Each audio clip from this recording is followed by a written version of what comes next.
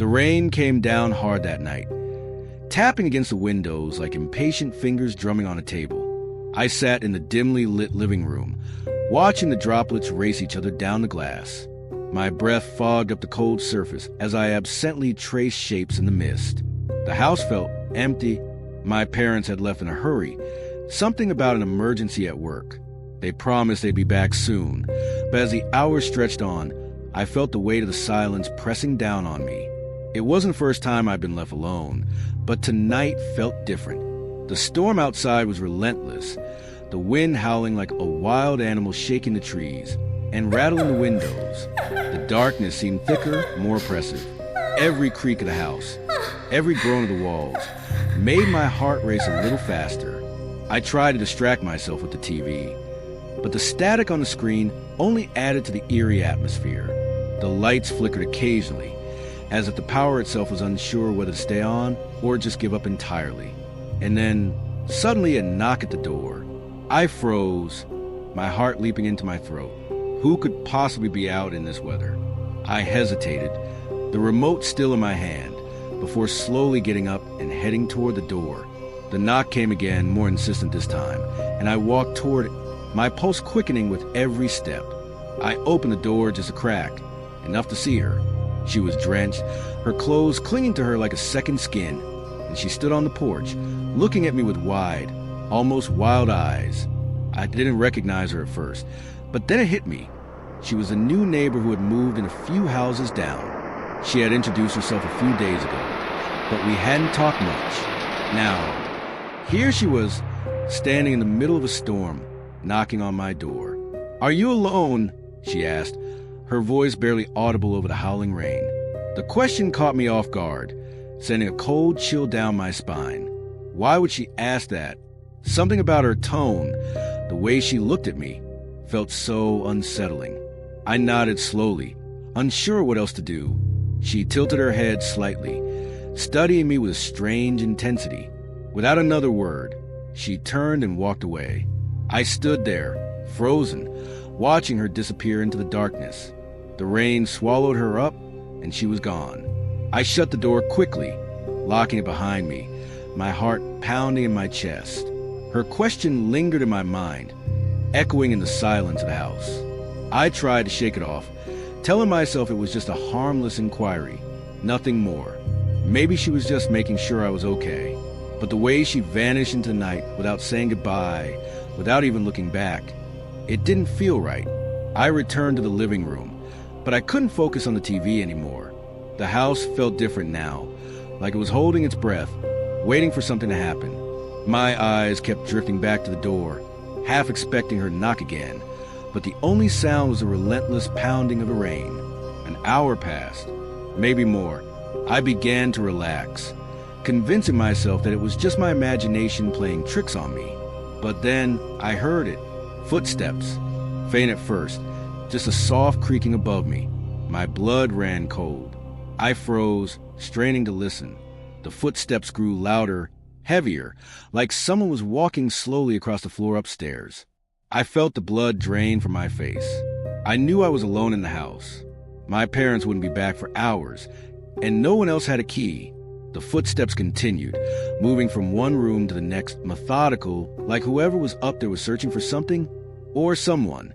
Panic surged through me. I bolted from the living room, heading straight for the front door, but before I could reach it, the footsteps stopped. I paused, my hand on the doorknob, my heart hammering in my chest. The silence that followed was deafening, the kind of silence that presses down on you, making it feel like you can't breathe. I forced myself to look back, my eyes traveling up to the top of the stairs, half expecting to see a shadowy figure standing there. But there was nothing, just a dark hallway, the shadows stretching long and thin in the dim light. Taking a deep breath, I slowly crept up the stairs. Each step felt like a mile, the air thick with tension. When I reached the top, I hesitated, listening. Everything was silent. I turned toward my parents' bedroom, the door slightly ajar, and pushed it open.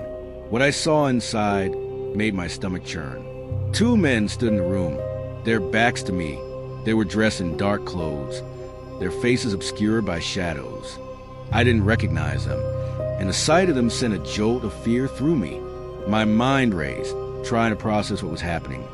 But I didn't have time to think. They hadn't noticed me yet, and I knew I had to act fast. I spun on my heel and ran, taking the stairs two at a time. I could hear them behind me, their footsteps thundering down the hallway, giving chase. I didn't look back. My only thought was to get out, to escape.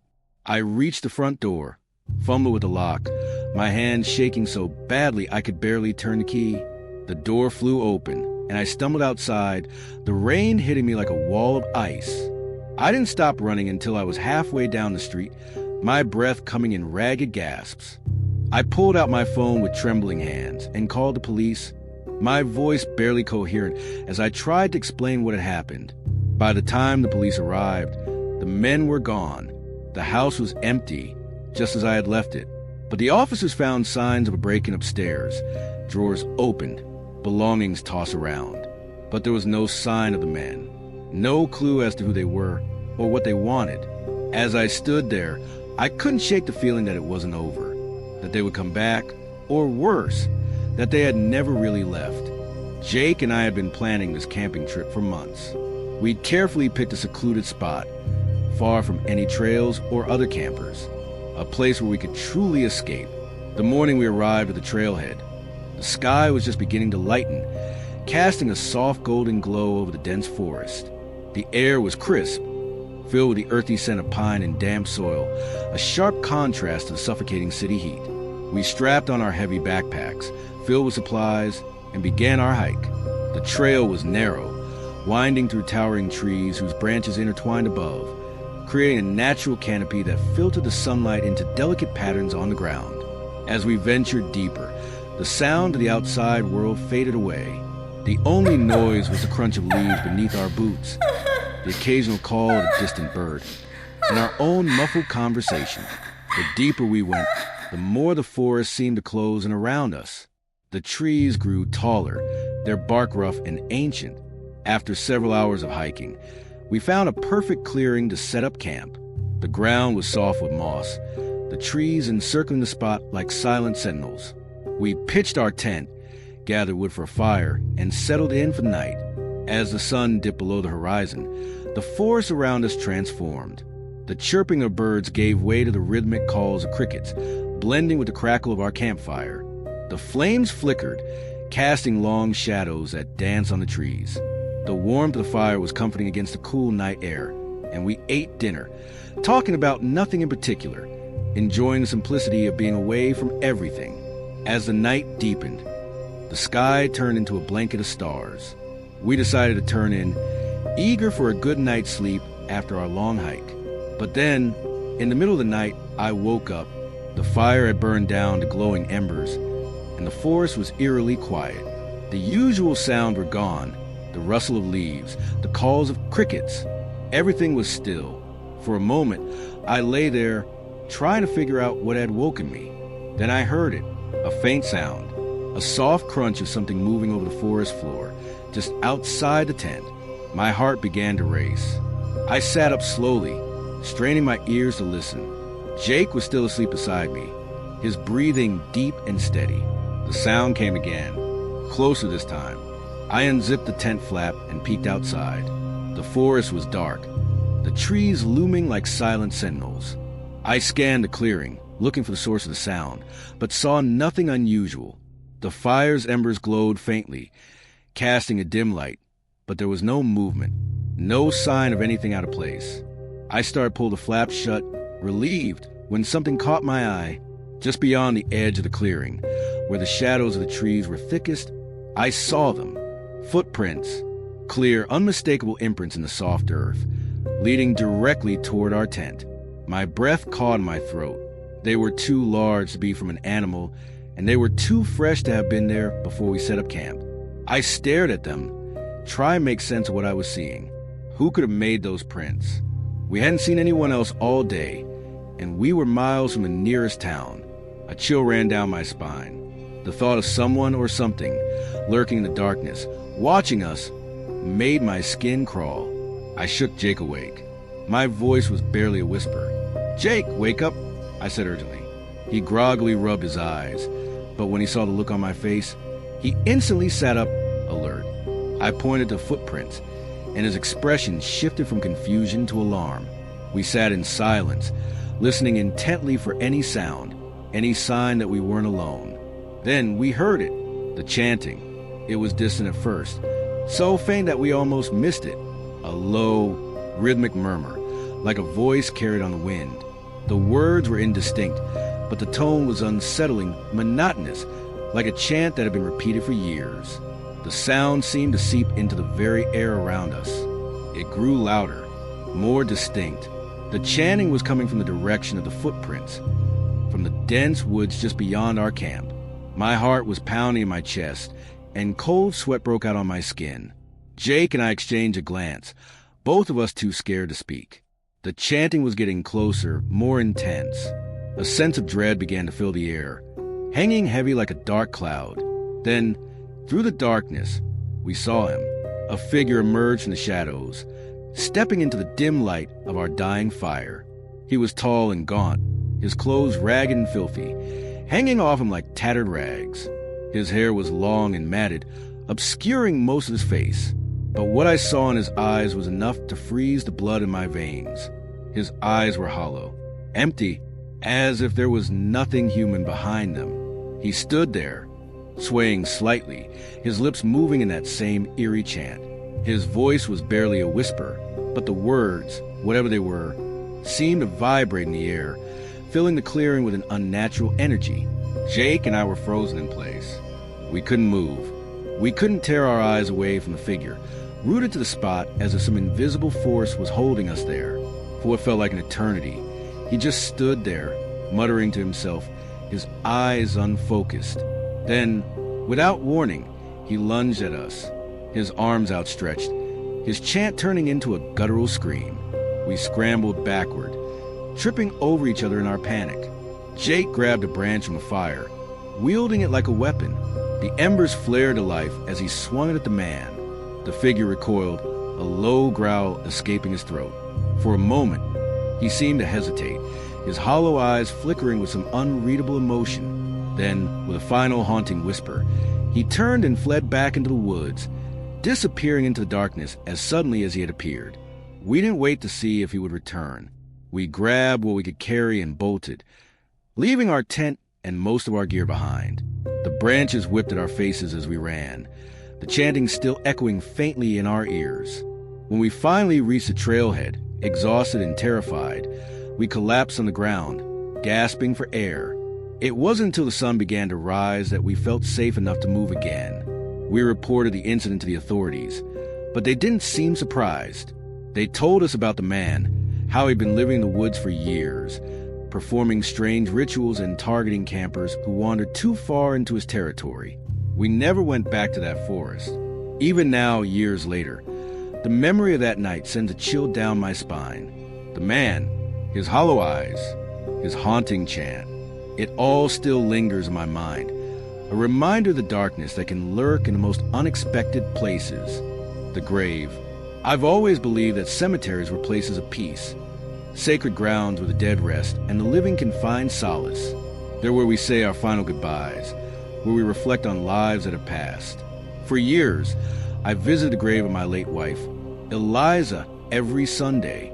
It became a ritual, my way of staying connected to her, even though she was no longer in this world. But on one visit, something happened that I will never forget. It was late afternoon when I arrived at the cemetery. The sky was a dull gray, and the sun was hidden behind thick clouds. The wind had picked up, unusually cold for that time of year, and it cut through my jacket, chilling me to the bone. I parked my car at the entrance and walked down the familiar path to Eliza's grave. The only sound in the stillness was the crunch of gravel under my feet as I approached, but something felt off. A man was standing a few rows away from me. He was far enough for me to see, but too far to make out his features. He wasn't someone I'd seen before, and his presence made me uneasy. It wasn't uncommon to see people visiting graves, but this man, he wasn't looking at any specific grave. He was staring directly in my direction, his eyes fixed on me. I tried to brush it off, focusing on Eliza's grave. Kneeling down to clear some fallen leaves, I spoke to her, as I always did, telling her about my week, how the kids were doing, and how much I missed her. But the man was still there, lingering at the edge of my vision. I tried to ignore him, but his presence felt intrusive, like he didn't belong in this peaceful place. After a while, I stood up, ready to leave. That's when I noticed he was closer now, much closer. He had moved without me even hearing a sound. My heart started to race. He approached me slowly, deliberately, his clothes worn and dirty and his eyes wild, glinting with something I couldn't quite place. Desperation? Anger? Got any money? He asked, his voice rough and gravelly. It wasn't a casual question. It was more of a demand. The way he said it sent a cold shiver down my spine. I don't have any cash on me, I replied, trying to keep my voice steady. It was true. I never carried much cash, especially when visiting the cemetery. I didn't have a reason to, but the man didn't seem to believe me. He took another step closer, his eyes narrowing. Don't lie to me, he hissed. Everyone's out something. Give it to me. My pulse quickened as I felt his proximity closing in. He was blocking my path back to the car now, and I could see the tension in his body, the way his fists clenched and unclenched. This wasn't just a man asking for money. No, this was something more dangerous. The air around us felt thick, suffocating, as if the cemetery, once a place of solace, had turned hostile. I glanced around, hoping to see someone else. Anyone who could help, but the cemetery was empty. It was just me and this man, now standing only a few feet away from me, his breath ragged and uneven. Give me what you've got, he demanded again, his voice rising with anger. The look in his eyes was wild now, and it felt like he was ready to lash out at any moment. My mind raced. I knew I couldn't overpower him. He was younger, stronger, and desperate. The tension in the air was almost unbearable, and the cemetery, which had always been a comfort, now felt like a prison, closing in on me. I'm leaving now, I said, trying to sound calm, though my voice shook. I took a step to the side, attempting to go around him, but as if on instinct, he moved with me, blocking my path again. The cemetery seemed to close in around us. The tombstones, like silent witnesses, watched as the confrontation unfolded. My heart pounded in my chest, and I could feel panic rising inside me. I'm warning you, he growled, his voice low and menacing. He took another step closer, and now I could see the madness in his eyes, a dangerous glint that made my blood run cold. He wasn't going to let me leave, not without giving him something. But I had nothing to give him. That realization filled me with a terror I hadn't felt in years, not since the day I lost Eliza. Without thinking, I turned and ran. My legs moved faster than my mind could catch up, the instinct to survive overwhelming everything else.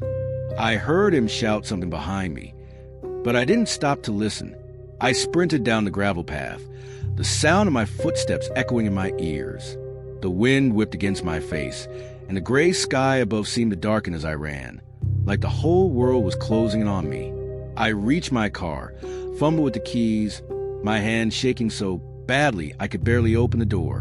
When I finally did, I threw myself inside, locking the doors and starting the engine in one frantic motion. When I looked up, the man was gone. He had vanished as quickly as he had appeared, leaving only the memory of his wild eyes and his threatening voice. I drove straight to the police station, my heart still racing, my mind reeling from what had just happened. I told him everything, the man, his demand, how he blocked my path, and how I barely escaped. The officers took my statement and assured me they would investigate, but I could see the doubt in their eyes. People visit cemeteries all the time. Maybe they thought it was just a homeless man looking for a handout. A few days later, I received a call from the police. They had found him, the man who had confronted me, but he wasn't alive. They found his body in the cemetery, beneath a broken grave. His neck was twisted at an unnatural angle, his eyes wide open, staring at nothing. There was no sign of how he had died, or how he ended up beneath that grave. It was as if the earth had swallowed him whole. The police asked me if I knew anything more, if I had seen anyone else in the cemetery that day, but I hadn't. It was just him, just us and the graves. I still visit Eliza's grave, but now I only go during the day when the sun is high and the world feels safe. But every time I walk down that path, I can't shake the feeling that someone is watching me, lurking in the shadows between the tombstones. And sometimes, late at night, I dream of wild eyes and hear a rough voice demanding something I can't give. The forest. What if something was watching you from the darkness, waiting for the perfect moment to make its move? It was supposed to be a peaceful weekend. Just me and my friend Jake, escaping into the deep woods, far away from the chaos of city life. A chance to disconnect, breathe in the fresh air, and be surrounded by nothing but nature, the rustle of leaves, the songs of birds. But sometimes, the forest doesn't let you leave as easily as you came. The hitchhiker. What if the stranger you picked up wasn't the only one in your car? The rain battered the windshield. The wipers struggling to keep up with the relentless downpour. The world outside was a blur of wet, dark streets and flashing lights. The only sound hummed the engine in the steady rhythm of rain. I was exhausted. My shift had been long, and all I wanted was to get home, take a hot shower, and collapse into bed. The road twisted and turned through the desolate countryside, lined with tall trees bent under the weight of the storm. Lightning cracked across the sky, illuminating the landscape for a split second before plunging it back into darkness. And then I saw him. As I rounded a bend, my headlights caught a figure standing by the side of the road. A man, drenched to the bone, his clothes clinging to his body, water streaming down his face. His thumb was raised in the universal gesture for a ride. I slowed down, my heart skipping a beat. It wasn't safe to pick up hitchhikers, especially in the middle of the night, but something about the way he stood there, shivering, desperate, tugged at my conscience. I hesitated. My foot hovered over the brake, tore between the safety of driving past and the thought of leaving him out there in the storm. I imagined how I would feel if I were in his position, cold, wet, stranded in the middle of nowhere. My conscience won out. I sighed and pulled over, the tires crunching on the wet gravel. The man approached, his face obscured by shadows. I leaned over and unlocked the passenger door, my hands trembling slightly. "Thanks," he muttered as he climbed in, shaking off the rain. "No problem," I replied, forcing a smile. "Where you headed?" "Just up the road," he said, his voice low, almost a whisper. "There's a gas station. You can drop me off there." I nodded and pulled back onto the road, my hands gripping the steering wheel tightly. The man sat silently beside me, staring straight ahead. His presence was unsettling, though I couldn't quite put my finger on why. The car suddenly felt smaller with a minute, the air thick with tension. The rain pounded on the roof, drowning out any attempt at conversation. I glanced at him out of the corner of my eye. He was tall, with dark hair plastered to his forehead. His clothes were simple, nothing out of the ordinary, but there was something off about him. His face was pale, his eyes dark and unreadable. Minutes passed in silence, the only sound the rhythmic thud of the windshield wipers. My unease grew with each passing second. I could feel his eyes on me, even though he never turned his head. It was as if he was studying me, waiting for something. My skin prickled with a sense of impending dread, but I kept my gaze firmly on the road, resisting the urge to look back at him. Finally, the gas station came into view. Its neon lights flickered through the rain, casting an eerie glow over the empty lot. Relief washed over me as I pulled into the lot. "This is it," the man said, breaking the silence. I nodded, pulling up to the entrance. He opened the door and stepped out into the rain without another word. As he closed the door, I felt a weight lift off my chest. I was alone again, and the feeling of dread began to dissipate. I took a deep breath and put the car in gear, ready to drive away. But then something caught my eye. There, on the passenger seat, was a small, crumpled piece of paper. I hadn't noticed him leave anything behind, but there it was, unmistakably there. A damp note, sitting on the fabric. Curiosity got the better of me. I picked it up, unfolding it with trembling hands. The note was hastily scrawled, the ink slightly smudged from the rain. "Check the back seat." My breath caught in my throat. I slowly turned my head toward the back seat. My heart hammered in my chest.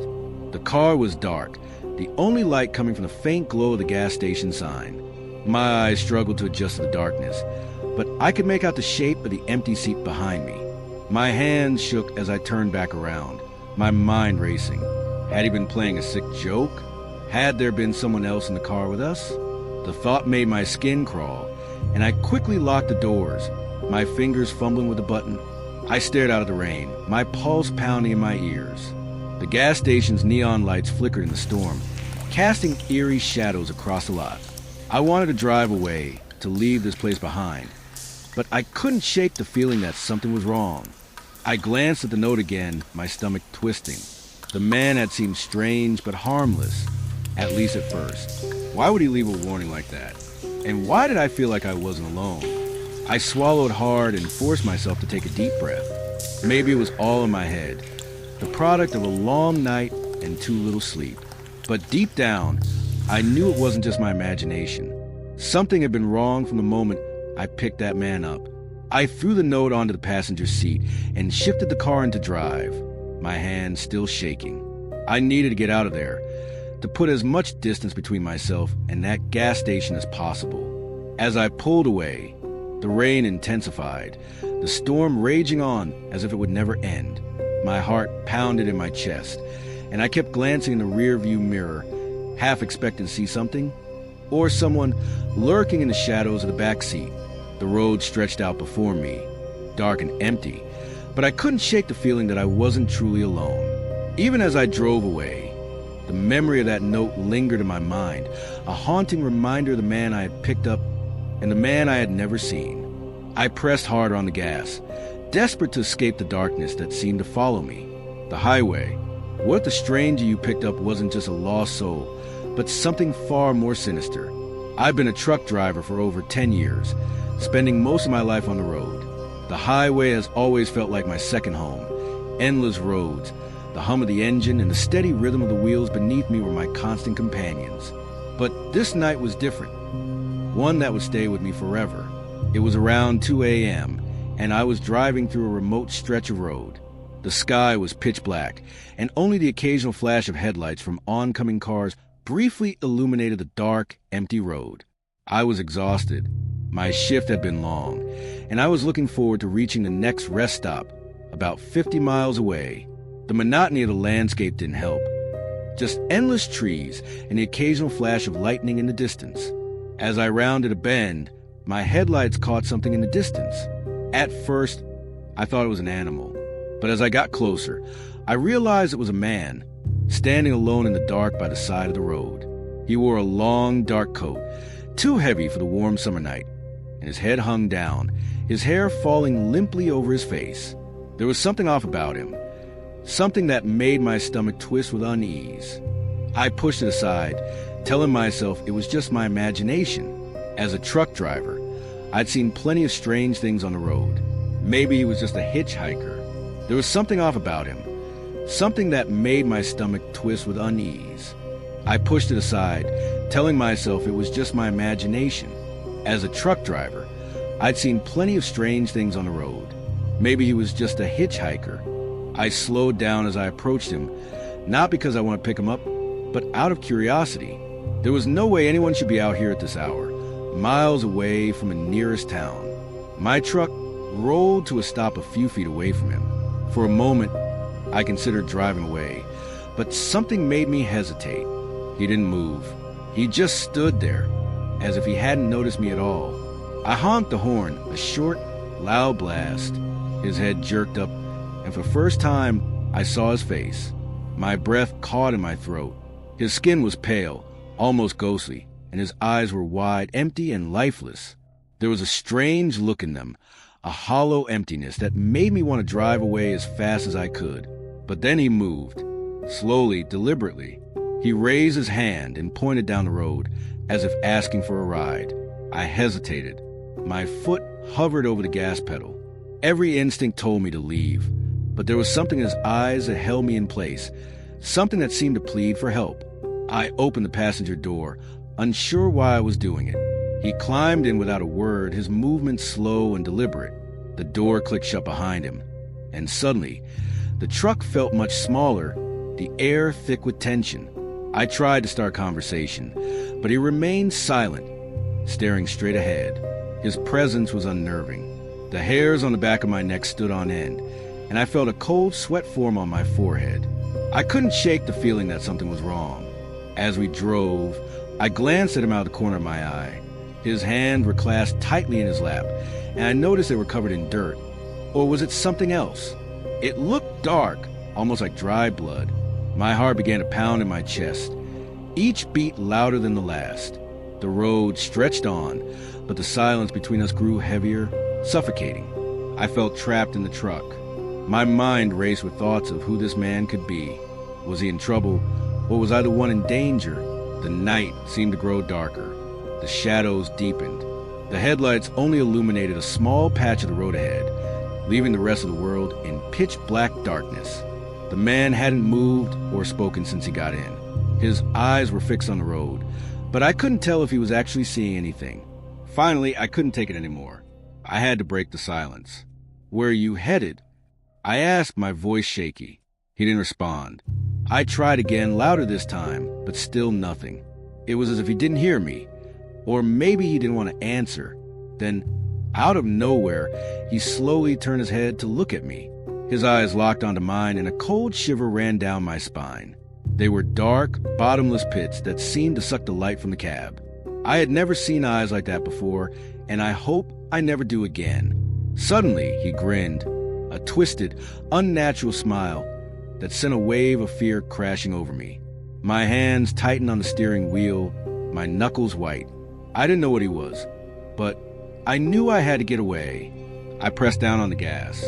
The truck lurched forward, the engine roaring. But the man's smile didn't fade. He leaned closer, his breath hot on my skin. I could feel his eyes boring into me, even though I couldn't bring myself to look at him. The rest stop was only a few miles away. I focused on the lights in the distance, just barely visible through the rain. If I could just make it there, I'd be safe, but the road seemed to stretch on forever. The lights never got any closer. It felt like an eternity. But finally, after what seemed like hours, the rest stop appeared on the horizon. Relief washed over me, but it was quickly replaced by a new wave of fear. The man hadn't moved. He hadn't spoken, but I could feel his presence growing stronger, more oppressive. I pulled into the rest stop, slamming on the brakes. I threw the truck into park. The man turned to me, his smile gone, replaced by that same empty stare. I couldn't move. I couldn't speak. I was frozen with fear.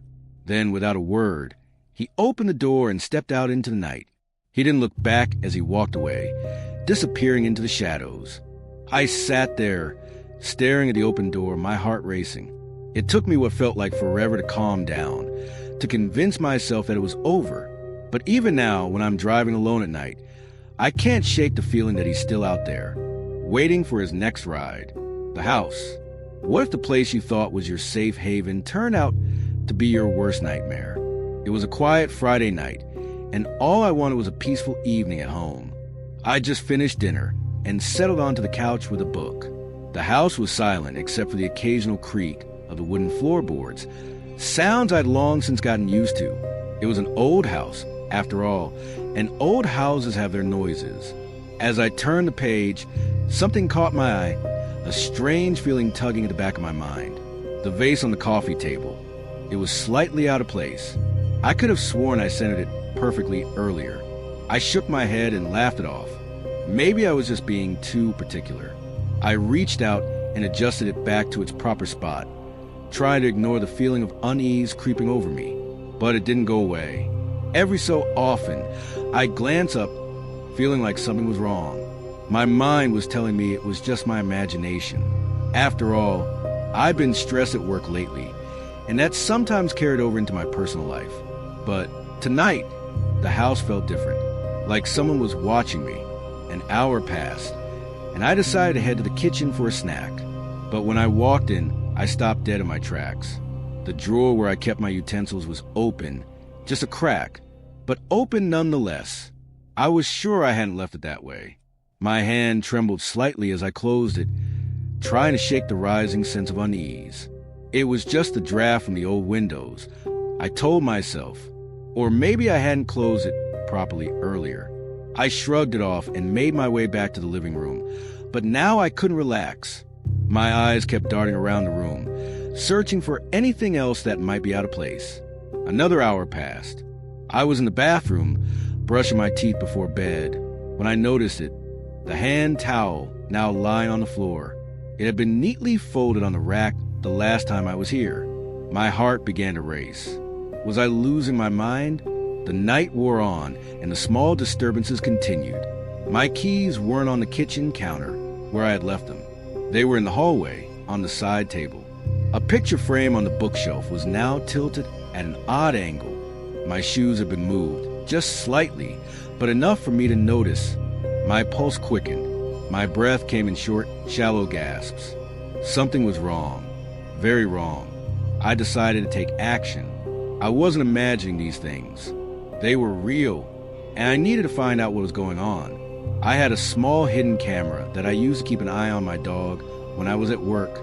I set it up in the living room, aimed at the area where most of the disturbances had occurred.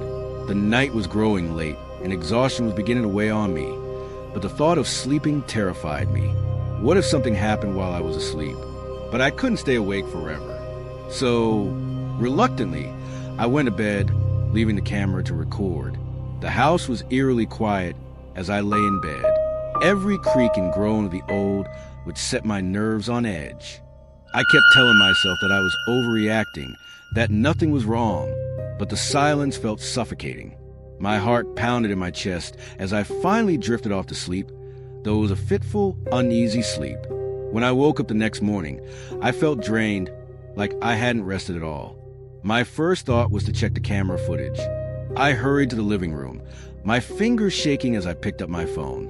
What I saw made my blood run cold. The first few hours were uneventful, just me moving around the house, adjusting things. But then, shortly after I went to bed, the camera caught movement. A man, thin, almost gaunt, emerged from the hallway. His eyes darted around, as if checking to see if the coast was clear. He moved quickly, but not hurriedly, as if he knew exactly where he was going. My breath caught in my throat. I watched as he walked into the living room, stopping just behind the couch. He stood there, staring at where I had been sitting, his head slightly tilted as though trying to listen for something. Then, slowly, he turned, his eyes locked on the camera, wide, unblinking. I dropped the phone. He had been in the house the whole time, watching me. I shook uncontrollably, my hands barely able to pick up the phone again. I had to see the rest of the footage. The man didn't stay long in the living room. After a few minutes, he moved back toward the hallway, disappearing from view, but the camera had picked up something else. Just before he vanished, he glanced upwards toward the ceiling. My blood turned to ice as I realized what that meant. He had been living in the attic. I could barely breathe as I dialed 911, trying to keep my voice steady as I explained the situation to the operator. The wait for the police felt like an eternity, but when they arrived, they acted quickly. 2 officers went up to the attic while I stood in the doorway, too terrified to move. They found him huddled in the corner, shaking and disoriented. He was homeless, they said, and had likely been living in the attic for weeks, maybe longer. They arrested him, and as they let him out of the house, he looked at me with a strange, almost sad expression, but all I felt was relief. Relief that he was finally gone. That night, I couldn't bring myself to sleep in the house. I went to a friend's place, the footage replaying over and over in my mind. The way he had watched me, move my things, and stood so close behind me without me ever knowing. It was the creepiest thing I'd ever experienced. I never went back to that house. But even now, I can still feel the weight of those hollow, unblinking eyes on me. The office. What if the place where you felt safe, where you worked every day, became the setting for something you could never explain? My name is Kevin, and for years, I worked a night shift at a small office downtown. It wasn't a bad job, quiet and simple. I managed files, updated reports, and made sure everything was ready for the morning crew. Most of the time, I was alone in the building, which was fine with me. I enjoyed the peace and didn't mind the silence. But one night, everything changed. It was a regular Wednesday evening. I was sitting at my desk, staring at the bright light of my laptop screen. The office was dimly lit, the only source of light coming from my desk lamp and the glow of my computer. The soft hum of the air conditioning was the only sound filling the space. I'd grown used to these nights, long hours stretching into the early morning. But tonight, something was off. It was around midnight when things started to feel strange. At first, I thought it was just tiredness. My eyes were heavy, my head aching from staring at the screen for so long. But then I noticed something. On my laptop, a reflection in the screen. At first, it was just my face staring back at me. But then, there was something else. A faint shadow, like someone standing behind me. I blinked a few times, thinking it was just my imagination, but the figure remained. I quickly turned around, expecting to see a co-worker who had maybe come in late. But there was no one there. The office was empty, just like it always was at this hour. My heart started beating faster, but I told myself it was nothing. Maybe it was a trick of the light, or maybe I was just overtired. I shook my head and got back to work, trying to ignore the strange feeling creeping up on me, but I couldn't focus. Every few minutes, I glanced at the screen, and each time, the same shadowy figure was there. It didn't move, didn't change. It just stood there, right behind me, watching. I decided to take a break. I stood up from my desk and walked around the office, hoping that stretching my legs would shake off the strange feeling. The hallways were silent, the only sound coming from the hum of the vending machine in the break room. I grabbed a bottle of water and walked back to my desk, feeling slightly better. But as soon as I sat back down, the feeling returned. The shadow was back. This time it was clearer, taller, more defined. It looked like a person standing right behind my chair, but when I turned around again, there was no one there. The air felt heavier now, like something was watching me, waiting. I tried to brush it off, telling myself it was just my mind playing tricks. But deep down, I knew something wasn't right. I decided to finish up my work quickly and leave. The faster I could get out of there, the better. I focused on the screen, my fingers moving quickly over the keyboard, trying to ignore the growing sense of unease. But then the lights flickered. It was subtle at first, a small flicker in the corner of the room. But then it happened again, stronger this time. The overhead lights blinked once, twice, and then went out, leaving me in near darkness. The only light left was the soft glow of my laptop screen. That's when I saw it. The figure wasn't just a shadow anymore. It was clear now, dark, ghostly, standing directly behind me. I froze. My hands hovered over the keyboard, too afraid to move. The figure didn't move either, but I could feel its presence, cold, oppressive, like it was waiting for something. My breathing became shallow, and my pulse pounded in my ears. Slowly, I reached out and touched the edge of the laptop, hoping that if I closed it, the figure would disappear. But as soon as my fingers brushed the screen, the figure moved. It stepped closer, its outline becoming clearer. I could almost see its face now, pale, blurred, like something out of a nightmare. My heart raced, and without thinking, I jumped up from my chair, knocking it over in the process. I didn't stop to look back. I grabbed my bag and bolted for the door, my footsteps echoing through the empty office. As I reached the hallway, I glanced back one last time, and there it was, standing at my desk, staring directly at me through the darkness. I didn't slow down until I was outside, the cold night air hitting my face as I stumbled onto the sidewalk. My heart was pounding, my hands shaking. I couldn't believe what I had just seen. It felt unreal, like a bad dream, but the fear was too real to ignore. I stood outside the building for a few minutes, catching my breath, trying to make sense of what had just happened. But no matter how hard I tried, I couldn't explain it. There was no logical reason for what I had seen. But I knew one thing for sure. I wasn't going back in there. The next morning, I sent an email to my boss, resigning from the job. I didn't give a reason. I didn't need to. I just knew I couldn't spend another night in that office. Not after what I had seen. To this day, I still don't know what that figure was. Maybe it was a ghost, or maybe it was just my mind playing tricks on me after too many late nights. But whatever it was, it made sure I never set foot in that office again. The old building, What if the abandoned place you thought was just an old, decaying structure turned out to hold something far more terrifying than you could ever imagine? I still don't know why I agreed to go into that old building. Maybe it was a thrill of doing something forbidden, or perhaps I just wanted to prove to myself that I wasn't afraid. The place had been abandoned for as long as I could remember, standing tall and dark at the edge of town like a decaying giant. People said it was haunted, but I didn't believe in ghosts. At least not then. It was a cloudy night when I finally decided to go. The moon was hidden behind thick layers of clouds, casting an eerie, dim light over everything. The wind howled through the trees, sending shivers down my spine as I walked down the dirt path that led to the building. The closer I got, the faster my heart pounded, but I told myself it was just nerves. I wasn't scared. I couldn't be. The entrance was nothing more than a gaping hole where the front door used to be. The wood had rotted away, leaving jagged, splintered edges. I took a deep breath, steeled myself, and stepped inside. Immediately, the temperature dropped. The air inside was heavy, almost suffocating, like the building itself was holding its breath. My footsteps echoed in the silence, a hollow sound that made me jump with every step. Dust covered everything, a thick, choking layer that made it hard to see what was beneath. Old, forgotten furniture was scattered around like the remains of a once lively place. The walls were peeling, revealing the bare bones of the building beneath. A faint smell of mildew and rot clung to the air, and the silence was deafening. Something felt off. I moved slowly, trying to take in every detail. The stillness in the air was unsettling, like the building was waiting for something, watching me.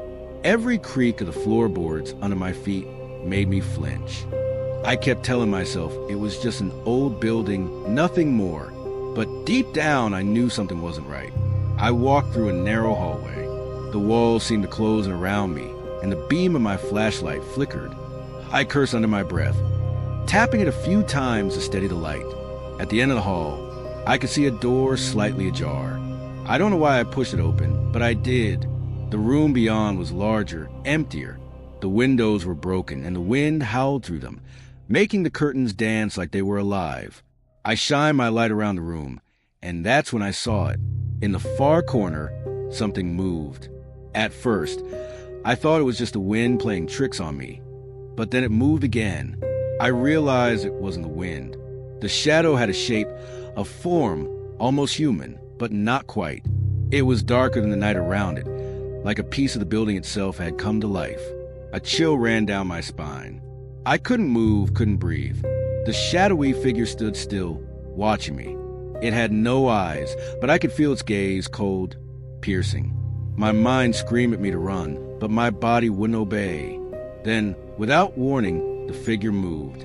It slid across the floor silently, coming closer, and that's when I found the strength to run. I dashed down the hallway, the flashlight bouncing wildly in my hand. The shadows seemed to stretch, reaching for me as I fled.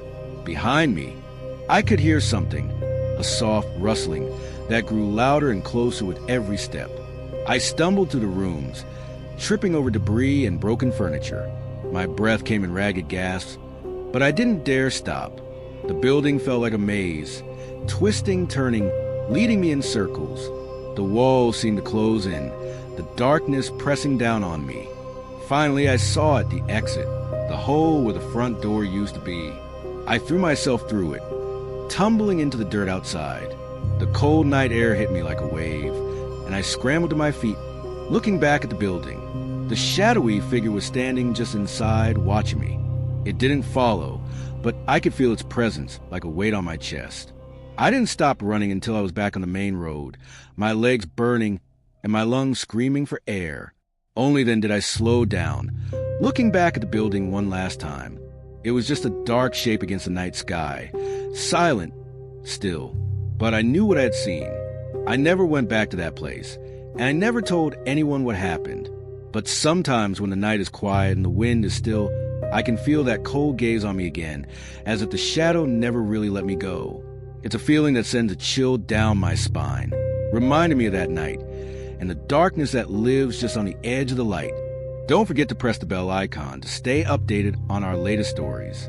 Some things are better left unexplained. And sometimes the most terrifying places are the ones you can never fully escape.